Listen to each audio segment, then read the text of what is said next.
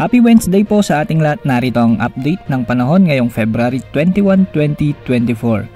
Sa kasalukuyan ay ang mainit na easterlies pa rin ang nakakaapekto ngayon sa ating bansa na siyang magdadala ng maalinsangang panahon sa maraming lugar sa Pilipinas. Samantala unti-unti na ring nawawala ang amihan season sa Pilipinas, indikasyon na paparating na rin ang tag-init. May mga inaasahan pa rin naman tayong huling bugso ng amihan sa mga susunod na araw pero hindi na ito kasinlamig gaya ng mga nakaraang bugso nito sa mga nakaraang linggo. Sa rainfall forecast mula sa ating mga ginagamit na models, magiging maaraw bukas ang halos buong Mindanao, ngunit may mga di kalakasang pag-ulan naman sa may Caraga, Davao Region at Misamis Oriental. Pagsapit ng hapon o gabi dulot ng mga localized thunderstorms.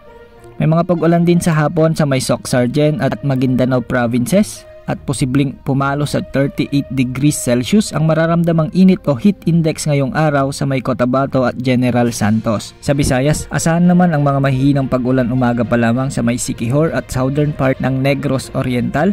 Mahinang ulan din ang mararanasan sa tanghali sa may Northern Samar at posible na ring ulanin ang mas marami pang lugar sa Visayas pagsapit ng gabi. Maghapon namang mainit sa buong Palawan at hanggang gabi ay asahan ng maliwalas na panahon at malinis na kalangitan. Sa Luzon, mayroong mga mahinang pag-ulan sa may Bicol Region, Quezon Province at Oriental Mindoro, samantalang mainit at tuyo sa may Ilocos Region at Central Luzon.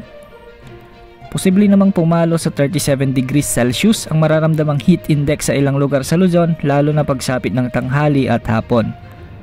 Magpapatuloy din ang mainit na panahon sa may Metro Manila maghapon, ngunit posible ang mahinang pag-ulan pagsapit ng gabi dahil sa mga localized thunderstorms. Wala ring nakikitang sama ng panahon na posibleng pumasok sa ating bansa hanggang sa mga susunod na araw at wala ring gale warning sa lahat ng karagatang sakop ng ating bansa. Maging handa sa lahat ng panahon dahil minuminuto ay nagbabago ang panahon. Ito po ang weather update ng bayan, maasahan anumang panahon.